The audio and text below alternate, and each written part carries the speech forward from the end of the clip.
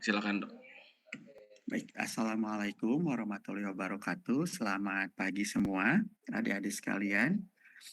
Saya ucapkan Recording in selamat. progress. Sebentar lagi adik-adik akan mengikuti tahapan terakhir untuk prosesi menjadi dokter gigi UKMP 2DG ya, supaya dapat STR dan izin praktek. Nah, saya dapat tugas dari fakultas untuk memberikan pengarahan mengenai farmasi dan farmakologi. Kita mulai dari farmakologi. Di sini kita hanya akan mereview secara garis besar materi-materi farmakologi yang pernah adik-adik peroleh di saat program preklinik dan program klinik.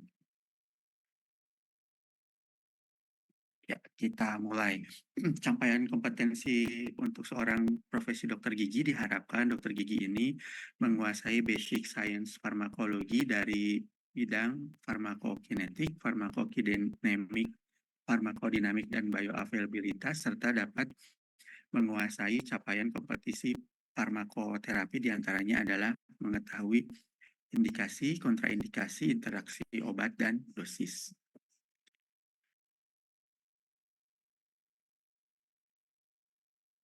Nah, ini merupakan capaian kompetensi yang harus dimiliki oleh seorang dokter gigi umum. Di antaranya harus memiliki pemahaman farmakoterapi untuk penyakit infeksi, untuk penanganan rasa kecemasan, ini obat-obatannya, dan untuk penanganan komplikasi pasca tindakan. Ini semua tidak mungkin kita berikan di saat pembekalan, jadi silakan untuk dibuka-buka kembali buku pelajarannya, di-refresh kembali materi mengenai antibiotik, anti jamur, dan lain-lainnya ya. Jadi ini semua yang harus adik-adik kuasai untuk memenuhi persyaratan kompetensi dokter gigi dari sisi farmakologi.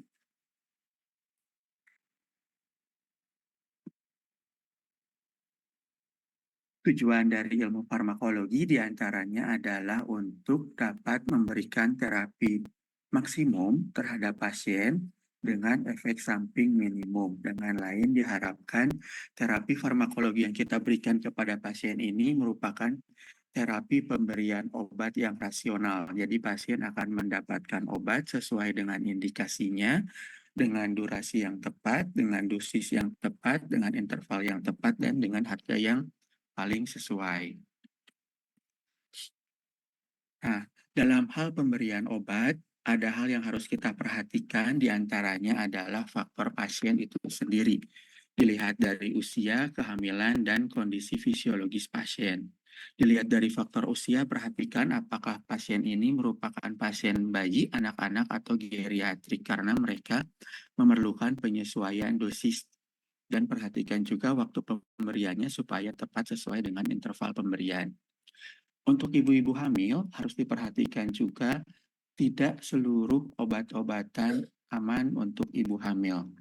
Perhatikan FDA kategori dan pregnancy kategorinya. Apakah obat yang akan diberikan kepada pasien tersebut aman untuk ibu hamil atau malah ternyata beresiko untuk menghasilkan efek teratogenik bagi bayi atau bagi janin. Kemudian dari sisi fisiologis pasien, perhatikan juga apakah pasien ini memiliki kondisi sistemik yang sedang tidak baik atau patologis, atau pasien juga sedang mengkonsumsi obat-obatan atau tidak, karena itu akan menjadi pertimbangan kita dalam memberikan obat-obatan. Khawatir obat yang kita berikan ini akan memberikan interaksi yang tidak menguntungkan di dalam tubuh pasien. Nah, ini merupakan kriteria keamanan terhadap ibu hamil yang dikeluarkan oleh FDA. Ada kriteria A, B, C, D, X. Kriteria A ini merupakan kriteria obat yang paling aman diberikan bagi ibu hamil karena hasil pemeriksaan lab ternyata menunjukkan tidak ada efek teratogenik pada fetus di usia trimester pertama maupun trimester berikutnya. Kategori kedua yang aman diberikan bagi ibu hamil yaitu obat dengan kategori B. Obat kategori B ini memperlihatkan obat ternyata tidak memberikan efek teratogenik pada fetus hewan. Jadi obat kategori B ini penelitiannya baru sampai pada uji in vivo pada hewan, preklinis. Tapi diasumsikan untuk manusia pun akan aman untuk digunakan. Jadi yang B ini masih relatif aman untuk diberikan bagi pasien. Berikutnya ada efek kategori C, yaitu obat-obatan ini ternyata diketahui memberikan efek samping pada fetus hewan uji, tapi belum ditemukan adanya efek teratogen pada manusia. Makanya obat-obatan ini harus kita berikan dengan hati-hati. Biasanya obat kategori C ini hanya diberikan apabila ternyata tidak ada opsi obat pilihan lain. Yang berikutnya adalah obat kategori D, yaitu obat yang memiliki efek samping teratogenik pada manusia berdasarkan hasil pengamatan penggunaan obat. Tetapi tidak dibuktikan dengan studi yang langsung terhadap manusia. Jadi ini diduga menghasilkan efek teratogenik pada manusia. Obat kategori D ini hanya boleh diberikan apabila tidak ada alternatif obat lain atau kondisi pasien mengancam jiwa. Jadi karena kondisinya sudah sangat darurat, jadi kita dihadapkan kepada pilihan mau menyelamatkan pasien dengan resiko adanya efek teratogenik pada bayinya, atau kita tidak menyelamatkan pasien dengan resiko pasien meninggal. Ini memang pilihan yang berat. Jadi mau tidak mau kita menggunakan efek kategori D ini untuk menyelamatkan pasien. Yang berikutnya adalah kategori X. Kategori X ini obat yang ditemukan adanya abnormalitas pada fetus hewan dan manusia berdasarkan hasil pengamatan. Ini sama sekali tidak digunakan pada pengobatan kecuali benar-benar mengancam jiwa juga, sama seperti yang D. Nah, tujuan pemberian obat ini ada dua, diantaranya adalah untuk terapi dan untuk profilaksis. Pertama, kita masuk ke antibiotik. Kenapa kita harus aware terhadap penggunaan antibiotik ini? Karena dari studi literatur diketahui bahwa sebagian besar dokter gigi merupakan profesi yang penggunaan antibiotiknya cukup tinggi. Namun, dalam penggunaan antibiotik yang tinggi ini ternyata 33-87%-nya meresepkan antibiotik tidak sesuai dengan indikasi. Jadi inilah yang menjadi concern bahwa dokter-dokter gigi ini benar-benar harus menguasai antibiotik supaya rasionalitas penggunaan antibiotik ini menjadi lebih baik.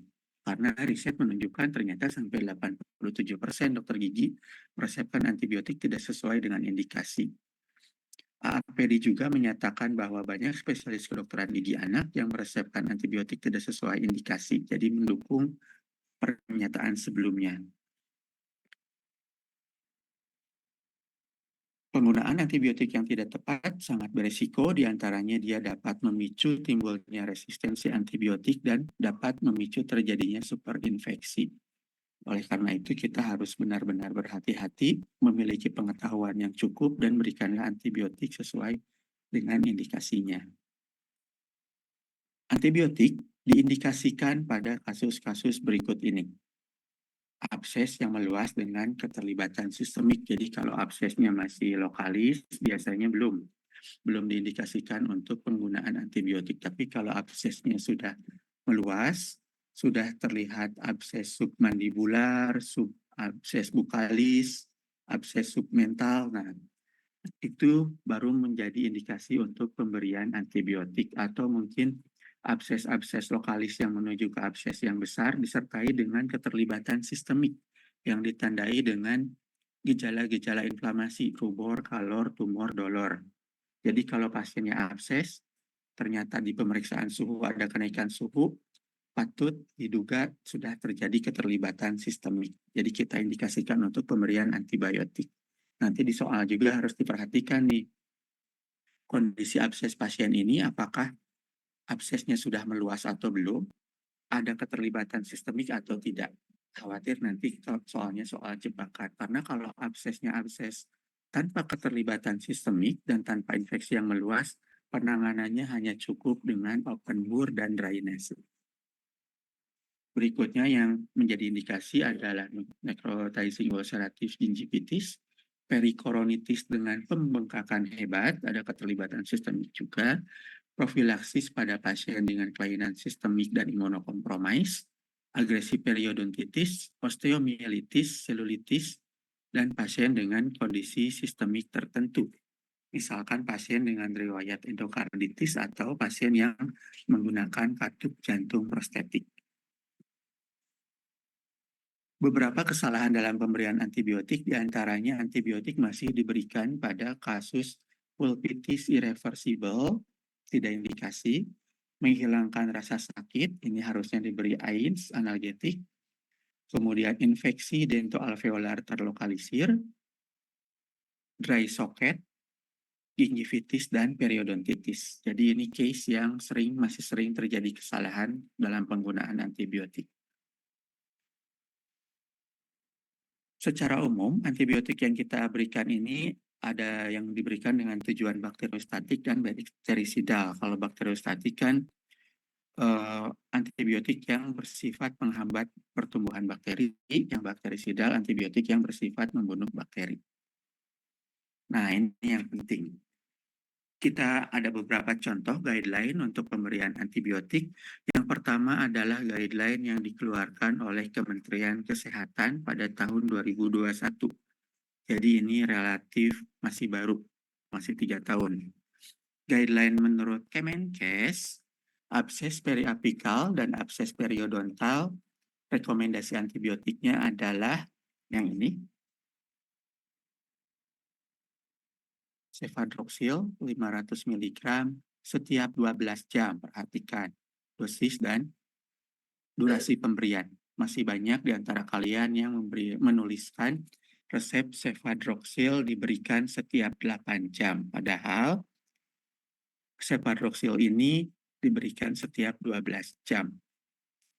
Metronidazole, dosisnya yang direkomendasikan Kemenkes 750 mg setiap 8 jam. Namun di rekomendasi lain, metronidazole masih direkomendasikan 500 mg. Ini dosis untuk anak-anak, dosis per miligram per kilogram berat badannya seperti ini, jadi nanti tinggal disesuaikan dengan berat badan pasien. Kalau ternyata pasien alergi terhadap beta-lactam atau penisilin, maka obat pilihan kedua yang kita berikan kepada pasien. Clindamycin dengan dosis 100 sampai 450 mg. Biasanya kita memberikan dosis 300 mg ya di klinik ya. Dengan durasi pemberian setiap 6 jam. Ini juga masih sering terdapat kesalahan. Saya lihat di farmasi RSGM Unpad masih banyak yang memberikan clindamycin dengan dos 3 kali 1 atau setiap 6 jam. Perhatikan, clindamycin diberikan dengan durasi setiap 6 jam. Ini pilihan obat untuk phlegmon atau abses mandibula.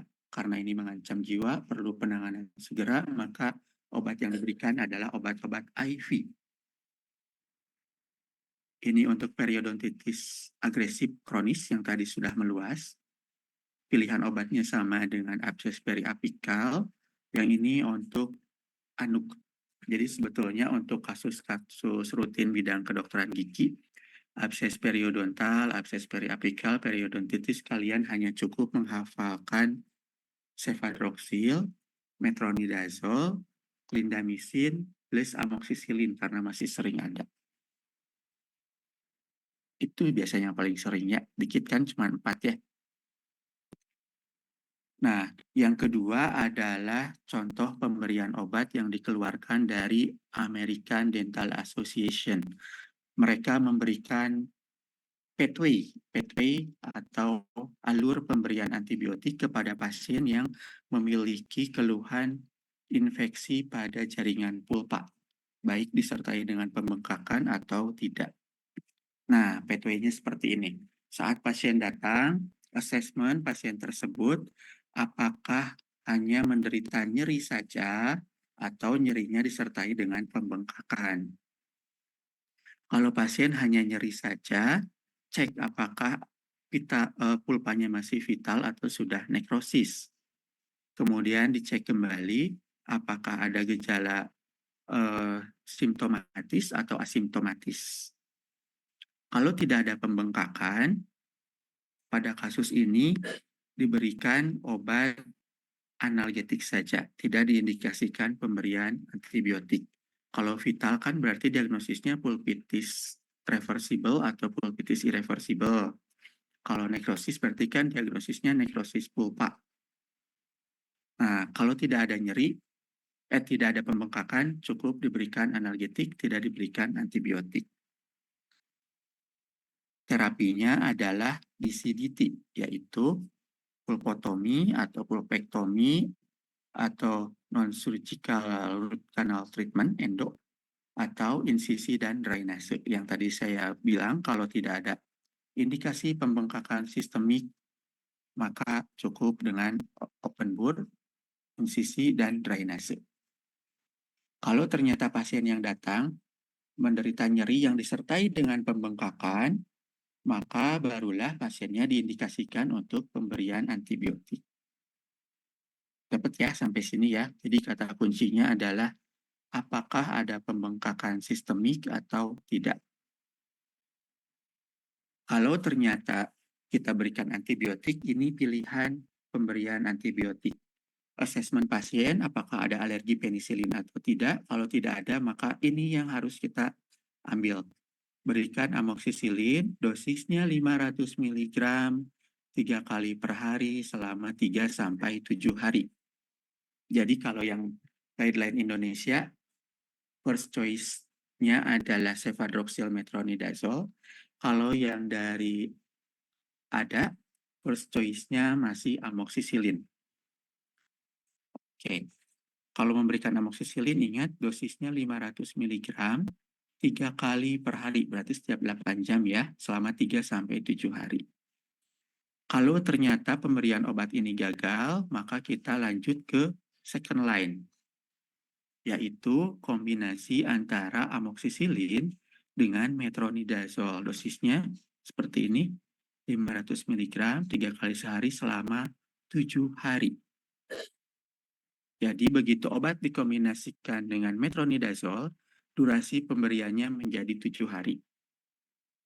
Atau alternatif kedua untuk second line terapi adalah diresepkan kombinasi amoksisilin dan clavulanat selama dengan pemberian 3 kali 1 dan interval 7 hari juga.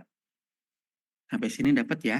Kalau pasien tidak ada alergi penisilin, maka first choice-nya amoksisilin. Kalau gagal, kombinasi amoksisilin metronidazole atau kombinasi amoksisilin dengan clavulanat.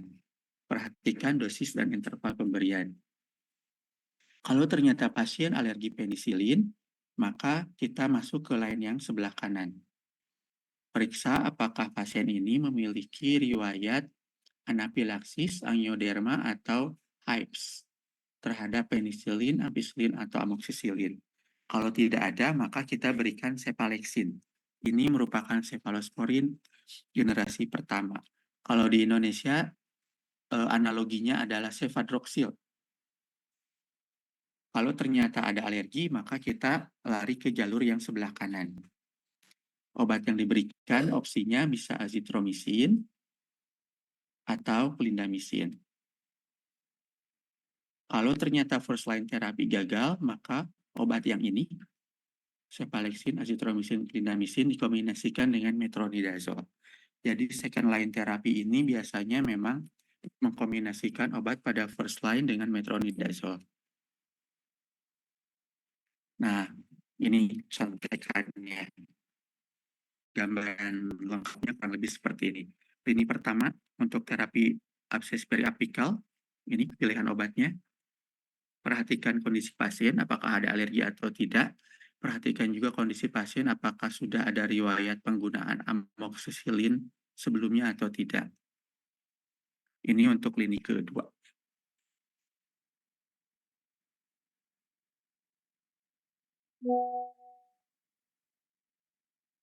Kemudian untuk antibiotik profilaksis ini hanya diindikasikan pada case ini saja.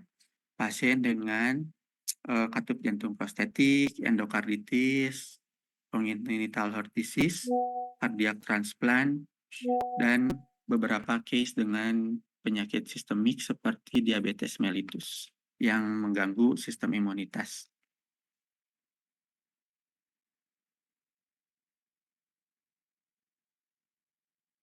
Ini merupakan regimen pemberian antibiotik profilaksis. Pilihan utama masih amoxicillin dengan dosis 2 gram. Jadi kalau antibiotik profilaksis ini kan langsung diberikan dosis yang besar, 30 menit atau 1 jam sebelum prosedur tindakan.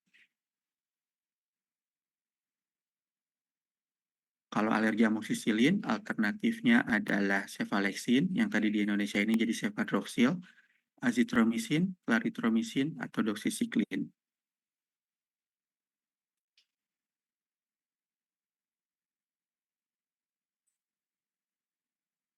Kalau ternyata pasiennya tidak sadar, hanya bisa diberikan IV, maka opsinya adalah ampicillin, cefazolin, ceftriaxone dengan dosis seperti ini. Biasanya agak jarang ya di UKMP memberikan obat antibiotik profilaksis, tapi siapa tahu nanti ada kasus OKAP. Bagaimanakah indikasi pemberian antibiotik profilaksis untuk pasien dengan riwayat diabetes mellitus? Ternyata no scientific evidence demonstrating its effectiveness as a precautionary measure. Jadi riset menunjukkan ternyata pemberian antibiotik profilaksis bagi pasien diabetes mellitus tidak memperlihatkan efektivitas yang baik. Malah yang harus kita lakukan adalah evaluasi kadar glukosa darah, evaluasi kadar HbA1c. Kalau ternyata uncontrol, maka rujuklah ke dokter penyakit dalam sampai kondisinya terkontrol. Karena tindakan ekstraksi pada pasien dengan kondisi gula darah yang tidak terkontrol beresiko untuk mengancam jiwa pasien dan menghasilkan infeksi. Nah, berikutnya ini indikasi pemberian antibiotik untuk kasus periodontitis. Antibiotik ini untuk kasus periodontitis hanya diindikasikan pada periodontitis kronis di mana sebelumnya sudah dilakukan scaling dan root planning, tapi masih menunjukkan kondisi patologis yang berat. Jadi tidak ada perbaikan, baru kita berikan antibiotik. Kemudian agresi periodontitis, NUG, dan periodontal abses. Seperti biasa, kalau ada indikasi pemberian antibiotik pada abses, perhatikan apakah ada keterlibatan sistemik atau tidak. Kalau ada, berikan. Kalau tidak ada, tidak indikasi. Drug of choice dalam kasus periodontitis diantaranya adalah tetracycline, doxycycline, minocycline, metronidazole, amoxicillin clavulanate, dan amoxicillin metronidazole. Tambahin ya, yang tadi kan udah 4. Tambahin untuk periodontitis, ada tambahan tetracycline, doxycycline, minocycline. Cari dosnya. Untuk pasien-pasien dengan riwayat gagal ginjal dan liver, beberapa obat memerlukan penyesuaian dosis. Di antaranya adalah obat-obatan ini.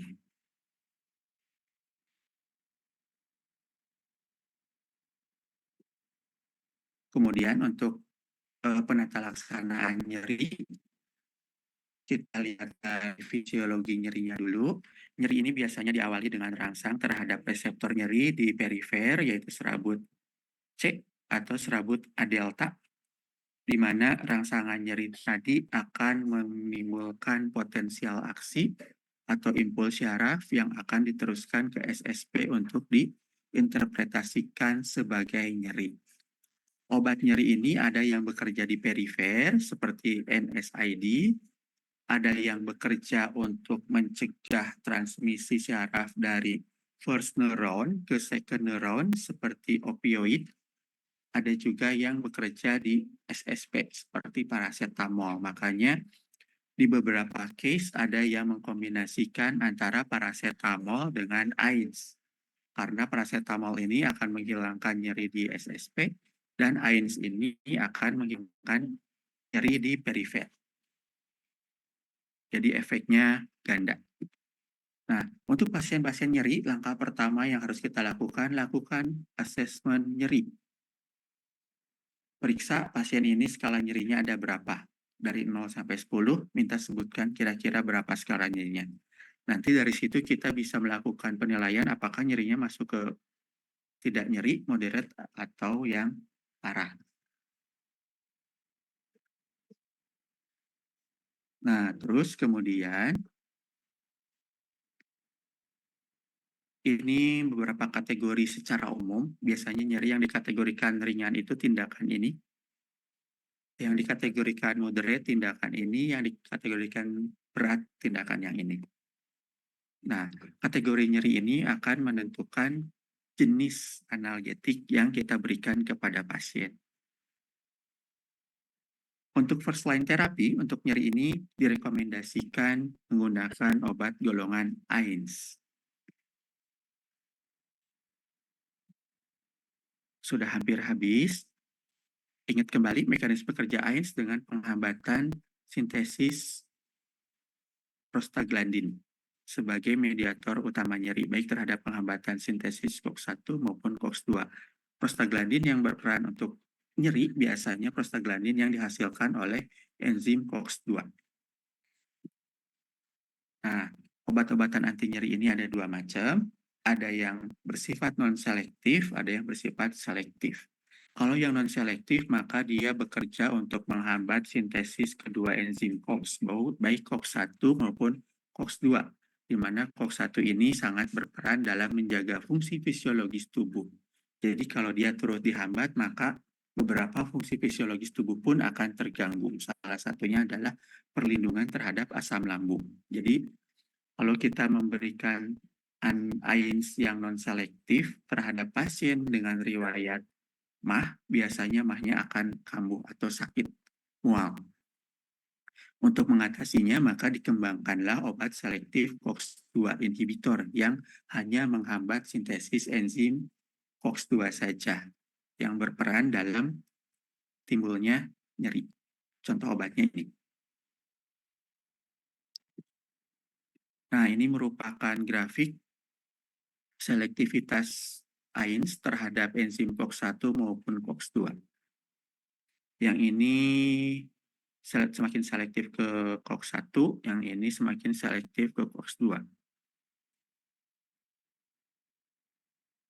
Nah, selektivitas COX ini biasanya berbanding terbalik dengan efek samping yang mungkin timbul. Semakin selektif suatu obat terhadap COX-1, maka semakin tinggi menghasilkan resiko efek samping terhadap GI tract, seperti GI ulcer, vomiting, nausea, dyspepsia. Semakin selektif suatu obat terhadap COX-2, beresiko untuk menghasilkan efek samping terhadap kardiovaskular. Oleh karena itu, obat-obat AINS selektif COX-2 atau COX-2 inhibitor tidak diindikasikan bagi pasien dengan riwayat kardiovaskular. Itu ya, jadi nanti perhatikan pasien selection. Kalau pasien memiliki gangguan gastrointestinal tapi tidak memiliki riwayat kardiovaskular, berikan obat AINS COX-2 selektif. Tapi kalau ternyata pasien memiliki riwayat kardiovaskular, berikan yang non-selektif. Drug of choice untuk analgetik yang pertama adalah ibuprofen. Ini dosnya. Kita percepat saja. Ini adalah obat-obat AINS yang biasa diberikan kepada pasien kedokteran gigi. Semakin kecil nilai NNT-nya, semakin tinggi nilai analgetiknya. Jadi bisa dilihat yang paling efektif untuk menghilangkan rasa nyeri itu ternyata di sini adalah kalium diklofenak 100 mg tapi dalam bentuk puyer, kombinasi ibuprofen, paracetamol, etoricoxib, selektif COX-2, kemudian naproxen, kalium diklofenak 50 mg, ibuprofen sebetulnya di menengah. Tapi sebagian besar tindakan kedokteran gigi kan nyerinya nyeri moderate, jadi cukup ditangani oleh ibuprofen. Kalau ternyata masih sakit, baru kita turun ke bawah. Ini guideline untuk pemberian analgetik. Untuk mild pain, berikan ibuprofen 200-400 mg setiap 6 jam. Moderate pain, ibuprofen 400-600 mg. Atau kalau tidak efektif, kombinasikan ibuprofen dengan paracetamol. Untuk nyeri berat, berikan kombinasi ibuprofen, paracetamol, dan hidrokodon, suatu opioid, selama 48 jam pertama, lalu lanjutkan dengan pemberian ibuprofen saja. Ini guideline-nya ya untuk pemberian nyeri. Oke, waktunya sudah tipis sekali, sepertinya secara umum sudah. Ini contekan untuk pemberian analgetik bagi anak-anak.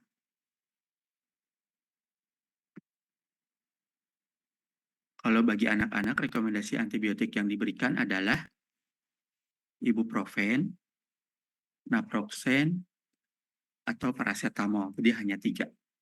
Tidak boleh terlalu banyak variasi. Biasanya di Indonesia hanya diberikan ibuprofen atau paracetamol. Karena kan anak-anak masih dalam masa tumbuh kembang ya, jadi beresiko kalau diberikan obat yang efek analgetiknya tinggi. Oke, terakhir kita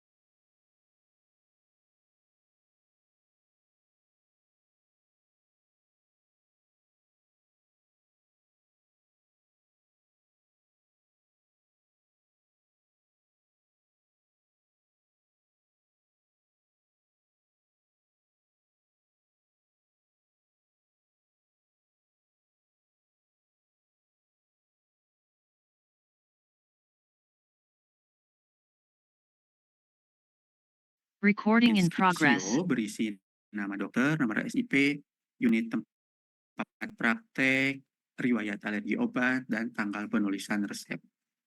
Ada juga yang dinamakan dengan invokasio, yaitu tulisan R, ini invokasionya. Ada yang dinamakan preskripsio, ini merupakan bagian inti dari obat, berisi nama obat, kekuatan obat, bentuk sediaan obat, dan jumlah obat yang diberikan. Kalau bentuk sediaannya tablet, maka tuliskan bentuk sediaan tab. Kalau sirup, bentuk sediaan sirup. Kalau obat kumur gargle, gel. Kemudian ada yang dinamakan dengan signatura, yaitu aturan pemberian obat kepada pasien, berisi tentang cara pakai, dosis, rute, dan interval waktu pemberian. Yang ini ya, signatura ya. Signa 3DD1 per oral, berikan 3 kali sehari secara per oral. S3DD1 CTH per oral, berikan 3 kali 1 sendok teh per oral. S2DD1 koloris, berikan 2 kali 1 dengan dikumur. S2DD1 litoris, berikan 2 kali 1 hari dengan oleskan di mukosa mulut. Ini signanya. Ini contoh alat penakar biasanya untuk bayi dan anak ada 5, 10, 15. Untuk sendok teh ini 5 mili ya. Yang CTH. Jadi CTH itu berarti kalian berikan sebanyak 5 mili. Berikutnya ada yang dinamakan dengan subskripsio. Subskripsio ini berisi mengenai paraf. Jadi setiap menulis resep, tutup paraf. Satu resep, tutup sama paraf. Berikutnya pro ini informasi pasien. Berisi nama pasien, medical record, berat badan, tanggal lahir, kondisi hamil atau menyusui. Nah, ini beberapa contoh singkatan. Kemudian, nah ini gambaran lengkapnya ya. Ada yang dinamakan gambaran lengkap penulisan resep, ada inskripsio, invokasio, Prescriptio, Signatura, Subscriptio, dan Pro. Oke. Kalau dibaca dalam bahasa Latin, resep amoxicillin 500 mg, tablet numero 12, Signa Tertidae per oral postquenum. Ambillah amoxicillin tablet 500 mg sebanyak 12, hendaknya dipakai 3 kali sehari per oral setelah makan. Jadi makanya harus lengkap karena ini alat komunikasi kita dengan pasien dan farmasi. Kalau ada informasi yang tertinggal nanti jadi miskomunikasi. Oke, sepertinya demikian pembekalan dari saya, farmasi dan farmakologinya. Sebelum ditutup, apakah ada pertanyaan?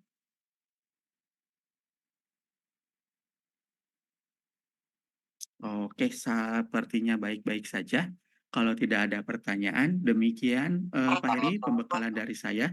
Saya kembalikan kepada Pak Heri untuk... Oh ya, silakan. Mutia. Mohon izin saya mau bertanya dok. Jadi saya menemukan soal ya dok. Soal itu yaitu ada pasien menderita makronis ingin melakukan mencabut gigi, kemudian setelah selesai prosedur ekstraksi pasien diresepkan analgetik. Kemudian obat analgesik apa yang paling aman pada pasien tersebut? Pilihannya ada aspirin, tramadol, ibuprofen, piroxicam, sama asam mefenamat. Untuk jawabannya apakah ibuprofen dok atau ada makronis ya? Iya dok. Pasiennya ya? Iya. Kita lihat. Nyeri hebat, pasiennya ada riwayat makronis. Iya. Berarti kita harus mencari obat-obatan yang tidak memiliki efek terhadap COX-1. Karena penghambatan terhadap COX-1 akan menyebabkan penghambatan terhadap produksi enzim pelindung lambung. Nah, kelihatan nggak? Kita harus memilih obat-obatan yang dari sini ke sini. Ada diflusinal, piroxicam, meloxicam, diclofenac, kemudian meloxicam. Tadi pilihannya apa aja? Etoricoxib sama revoricoxib. Ada aspirin, tramadol, ibuprofen, piroxicam, dan asam mefenamat. Oke, berarti bisa kita pilih antara piroxicam sama meclofenamat. Ini temannya asam mefenamat. Jadi sebetulnya sih lebih aman asam mefenamat ya. Karena ibuprofen ini dia lebih selektif ke COX-1. Jadi lebih ada merangsang terhadap asam lambung. Itu kurang lebih ya Mutia ya. Baik dokter. Terima kasih banyak. Kalau ada pilihan COX-2 sebetulnya itu paling tepat diberikan obat selektif COX-2, etoricoxib atau celecoxib yang di sini ini. Dia inhibisi terhadap COX-2-nya lebih besar. Jadi lebih aman untuk pasien-pasien dengan riwayat asam lambung atau GI tadi gitu. Untungnya kalau piroxicam ada di mana ya dok, kategori di piroxicam di tengah nih, piroxicam aman juga, dia ada sedikit selektivitas terhadap COX-2. Lebih baik lebih selektif dibandingkan dengan ibuprofen. Kalau meloxicam nggak ada? Nggak ada dok, adanya piroxicam sama asam mefenamat. Jadi tramadol ini ada efek samping ke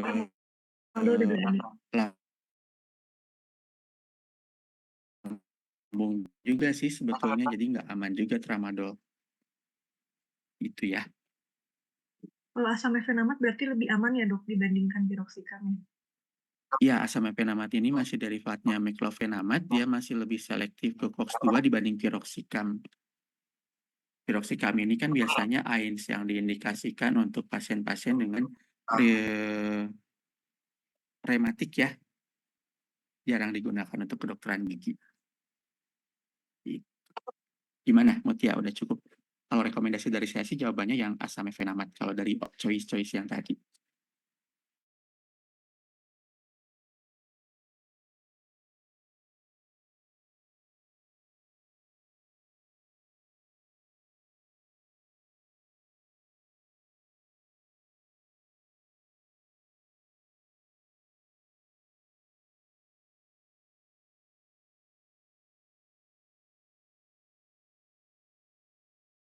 beresiko kardiovaskular atau gastrointestinal? Kardiovaskularnya mungkin, Dok. Kardiovaskular berarti kita berikan obat-obat yang non-selektif plus obat-obatan untuk saluran pencernaan seperti omeprazol atau ranitidin. Jadi dengan kombinasi itu maka kita dapat memberikan obat Einstein selektif seperti ibuprofen untuk resiko asam lambungnya bisa kita atasi melalui pemberian obat-obatan saluran pencernaan tadi yang ranitidin dan omeprazol. Jadi sekresi asam lambungnya dihambat sehingga efek samping terhadap saluran pencernaannya tidak ada. Kalau waktu di klinik sering lihat kan ya di bedah mulut mungkin atau di poliklinik lain ada DPJP yang meresepkan ibuprofen atau asamefenamat plus ranitidin atau omeprazol. Pernah lihat nggak? Sering ya. Nah ya, itu kan untuk mencegah timbulnya risiko terhadap saluran pencernaan tadi. Terima kasih banyak, Dok. Oke, sama-sama. Dari yang lain gimana? Apa ada pertanyaan lagi? Untuk AINS ini ya, biasanya yang umum harus kalian kuasai ibuprofen, asamefenamat, diklofenak, selekoxib, etoricoxib, nanti mungkin tambahan yang dari Mutia tadi dipelajari kembali mengenai piroxicam. Setahu saya sih piroxicam ini tidak begitu diindikasikan untuk tindakan kedokteran gigi.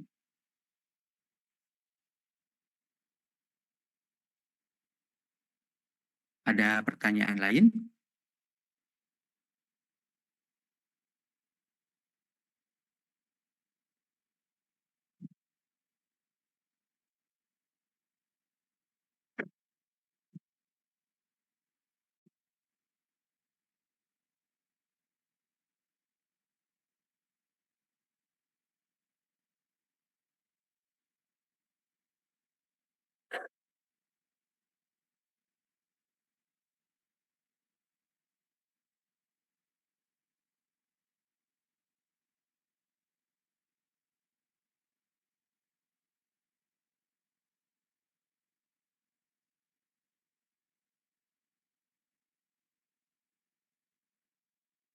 Nah, kenapa tramadol tidak aman? Tadi kan tramadol ada resiko terhadap GI tract. Nah, saya juga baru lihat nih di jurnal. Jadi kalau zaman sekarang kalian harus terbiasa buka jurnal karena guideline ini pergerakannya sangat cepat sekali. Di hari ini rekomendasinya A, beberapa minggu kemudian bisa berubah rekomendasi obatnya menjadi yang lain tergantung dengan temuan dari epidemiologis yang ada. Ini riset di PubMed tahun 2019. Risetnya adalah mengetahui apakah tramadol memiliki efek samping terhadap perdarahan di usus. Yang tadi GI tract ya. Resultnya, nah ini nih. Jadi ini makanya tramadol tidak diindikasikan untuk pasien-pasien dengan riwayat mah kronis atau ada gangguan di saluran pencernaan. Itu ya. Pokoknya setiap materi yang saya berikan, cross-check kembali di jurnal, siapa tahu sudah ada perubahan dari guideline-nya. Ada pertanyaan lain? Kalau tidak ada, saya cukupkan sekian pembekalan dari saya. Terima kasih atas perhatiannya. Mudah-mudahan dimudahkan dan dilancarkan UKMP-nya ya. Wassalamualaikum warahmatullahi wabarakatuh. Terima kasih, Dokter. Waalaikumsalam.